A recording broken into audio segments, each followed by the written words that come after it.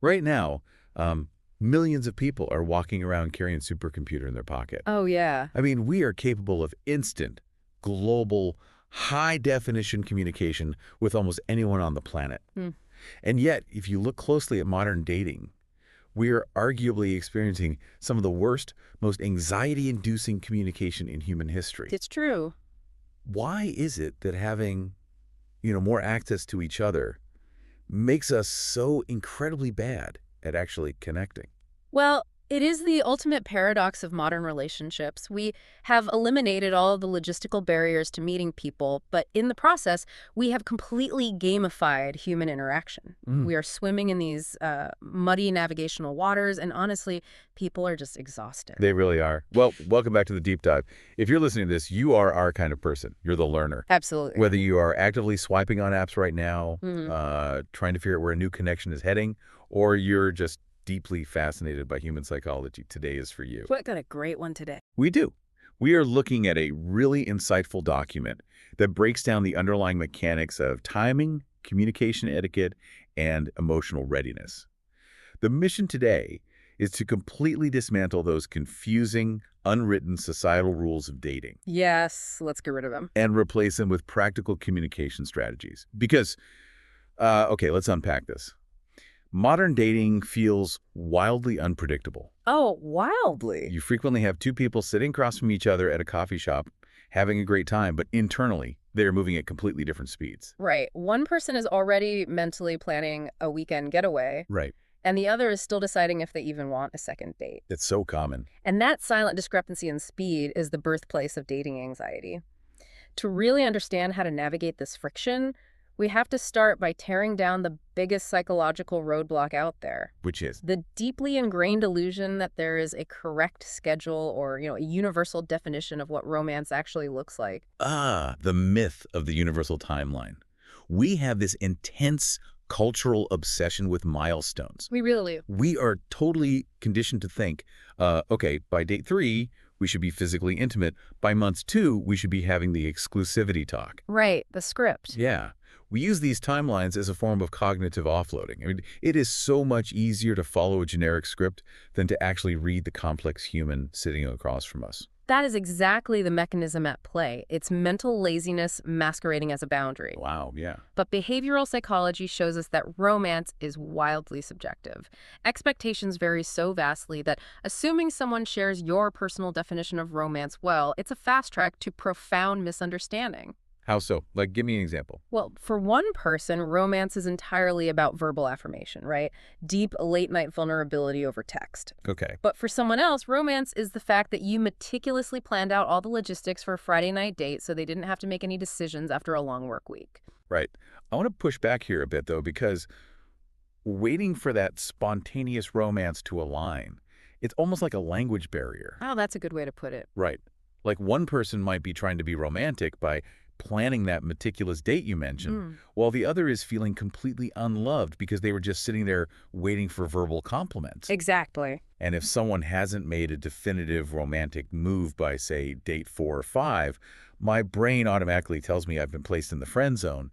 It feels like a rejection. Of course it does. So how do you override that biological hardwiring that screams, if they liked me, they would have done this specific thing by now? What's fascinating here is why we panic in those moments. When you panic about a timeline, you are passively comparing your relationship to a societal script instead of actively observing the reality of the dynamic. Okay, so passive comparison versus active observation. Exactly. You have to drop the timeline. Instead of asking, how many dates should this take, the better question is, are we both comfortable with where this relationship is going right now? Oh, I like that.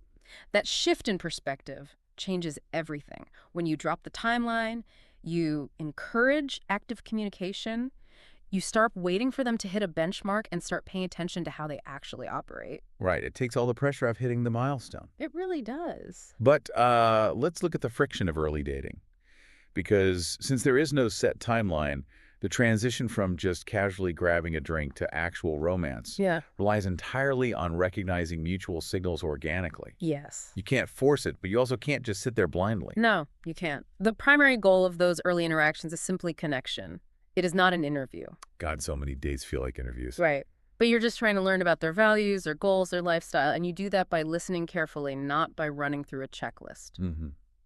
I always think of early dating like a really delicate game of tennis.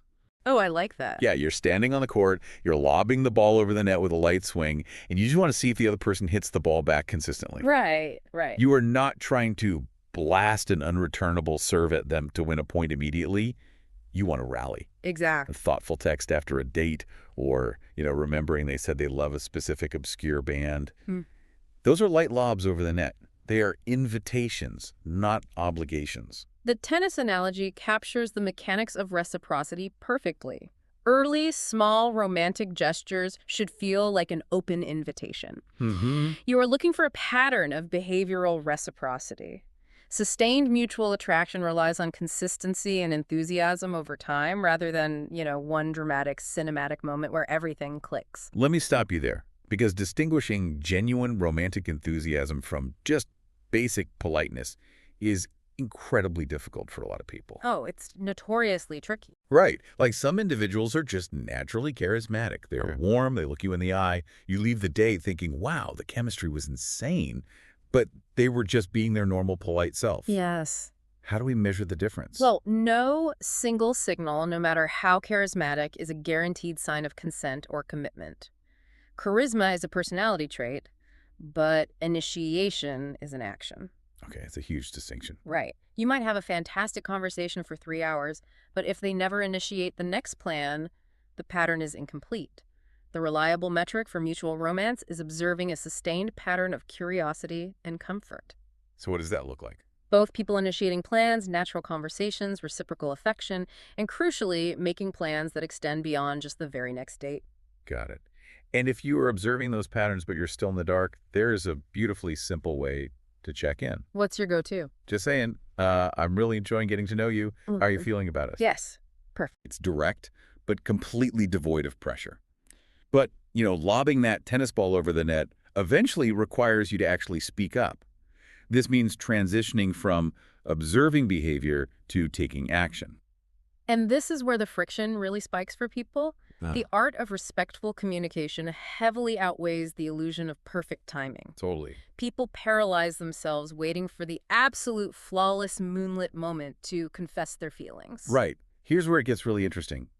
The source material tells us that the healthiest way to handle this is to state your feelings clearly while completely removing the demand for a response. Yes, exactly. Saying something like, I've started feeling more romantically interested in you and I'd like to see where this could go. No pressure. I just wanted to be honest. That is incredibly refreshing. It leaves room for the other person to process their own emotions authentically, and that ties directly into accepting differing emotional paces. Slower pacing is not necessarily a rejection. Right, like needing time. Yeah, someone might need to establish deep trust before they feel comfortable moving toward physical affection. Okay, my logical brain understands that, but I have to play devil's advocate when it comes to the physical affection piece. Before. Culturally, we are fed a completely different narrative. Popular media tells us that explicitly asking for physical consent, like saying, can I kiss you, it completely ruins the spontaneous mood. Right, the whole mind-reading trope. Exactly. We are sold this idea that romance is supposed to be this unspoken telepathic pull. Doesn't clear verbal consent actually kill that magic? This raises an important question. What are we actually prioritizing here? Media trains us to view mind reading as the ultimate romance. Yeah, they just knew.